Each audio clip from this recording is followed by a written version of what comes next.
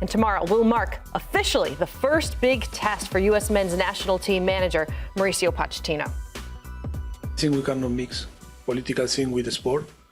In my career, it's not because I don't want to talk. I have my ideas, but I think I represent my country, but the Federation of Soccer, and only I need to talk about soccer.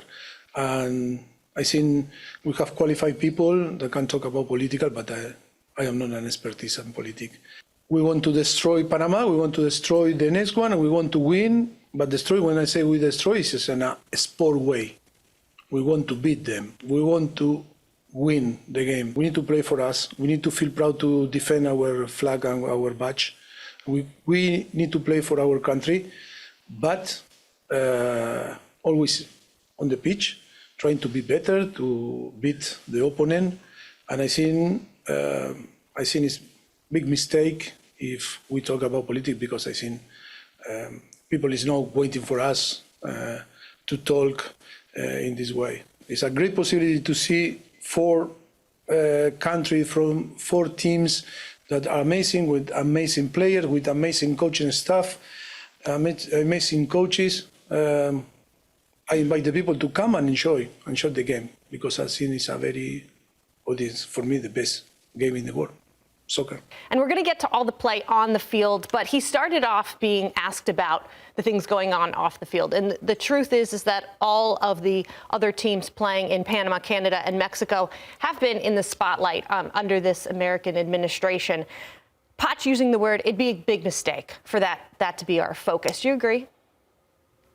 In terms of, do I agree? I think it's about the games. It's about making sure that Nations League, from the U.S. men's national team perspective, stays about the players that have been called into camp, how they've been doing with their respective club teams, and then coming together as a club, a.k.a. a nation as well, to be able to get what they want out of it, and that's their 4th consecutive Nations League title.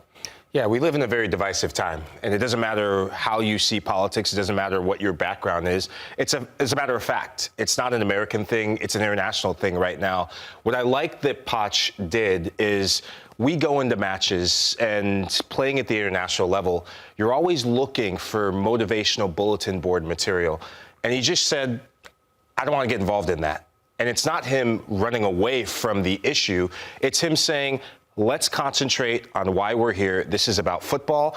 And as a player, this is an opportunity to bring this team together. It doesn't matter what backgrounds these all players. And this is U.S. men's national team that last time I checked, there's players of each different representation, skin colors, backgrounds, familial backgrounds. So I like what Poch did there, and it recenters the focus on what truly matters, which is what's going to happen tomorrow night in the semifinals. And it puts in the center of everything, we're controlling what we can control. The players who are here, how I'm going to coach, how we're going to approach matches. And I think when you're at this camp, and this is a big opportunity for so many players, it's kind of do or die. That's what you want to hear from your coach, and that's going to reset your focus to just go out and show your best. I like the fact that he said, look, I'm a human being. I have my views as well, even my own political views. But for right now and for this stage of what we're all trying to accomplish, that isn't what I want to be at the forefront of the conversation. And that also shows his human side. And when players hear that side of the message as well, they know that, OK, it's safe and OK for me to have my opinions. But right now, what we're talking about is coming together as one. And for me, that's the most beautiful thing about playing football.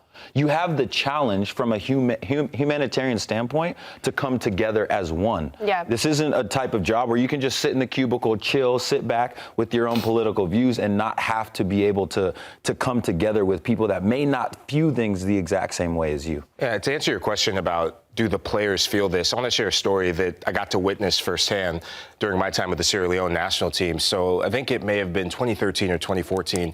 We went to Ivory Coast, Côte d'Ivoire, as we know it in Africa, and we got to play against small players like Didier Drogba, Wilfred Boney, Gervinho, just name dropping a couple players. But I was amazed to hear the backstory in the middle of things like civil war in Ivory Coast, and to see how one player in Didier Drogba who wasn't the manager, but damn well managed that team as the captain and the focal point of the team. He used football as an opportunity to reunite a country that was in potential disarray. And right now, our country is in a really unique time. And football, once again, could be a uniting factor, starting with the CONCACAF Nations League and moving into the World Cup. So seeing it firsthand, I'm a big believer that it starts with press conferences like this, performances like hopefully we're going to see on Thursday, and hopefully, irregardless of who wins, we come out better as North Americans, not just Americans. How much importance does this Nations League tournament have for Mauricio Pochettino? It's hugely important because when you look at the historics in terms of what the U.S. men's national team has done in Nations League, it's to win. And Poch said in his press conference himself is that, of course, the main focus is to be prepared, firing on all cylinders going into the World Cup to win the World Cup. That is what he has said from the beginning.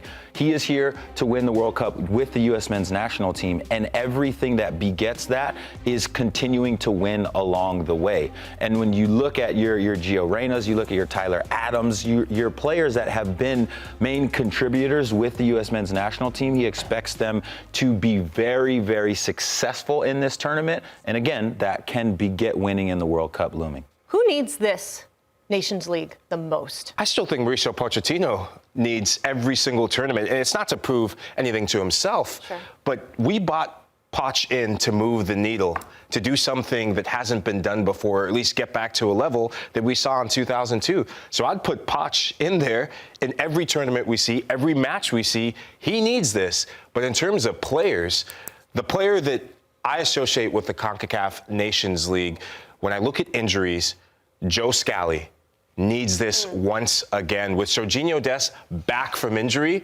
very recently, his place is not guaranteed as a starter for the U.S. men's national team come this summer. Now, if you want to really etch your name as the main guy and give Dest competition, you have to have resounding performances to hopefully lead your nation back to another Nations League trophy. For me, as far as players, it's going to be the ones that have been mainstays with the national team who are not currently playing with their club team. They are the ones that need this tournament the most. So that's Matt Turner and Gio Reyna. So you mentioned Matt Turner. Is he still the safe go-to starting goalkeeper? Do you think he starts tomorrow against Panama? I think he starts tomorrow, but I think he really has to come out and show how he's improving with his feet, how he's playing under pressure, how he can distribute out of the back, because those are qualities I think Zack Steffen has right now. He looks confident. He looks really good on the ball. And I think Zack Steffen is really making a case for himself. And I think if Zack Steffen comes in and gets some minutes and is able to prove that. We're going to see how it plays out in the first game, but you typically stay with your starter until they lose that spot. Now, where it's a tricky one is because Turner hasn't been playing and Steffen is balling. Yeah. But at the same time, though, I would not start a tournament in a way where, the way you're phrasing it, somewhat on the weak foot. You want to start these games by, okay, we're winning the first one, and then you put yourself in the best position to win the final. I also think this is what you said, Lahoud, is how I'm approaching this tournament. Poch has to make statements. How are you growing this team game in, game out? What have you really been working on? How are the players that are on the bubble or need to prove themselves implementing your tactics, implementing this new style of play that is going to get the U.S. back to that 2002 era? It's a huge test, and it's going to be in those small moments, those maybe it's a Matt Turner for Zack, or Zack Steffen for Matt Turner, that we'll really see what this team is about. One word, who starts tomorrow, Turner or Steffen? It has to be Matt Turner. Matt Turner has done nothing to lose his spot yet. It has to be Matt Turner. You go with the trusted hand. You go with someone who's been there in these matches, who's delivered in these matches. Let him prove that he's not the guy.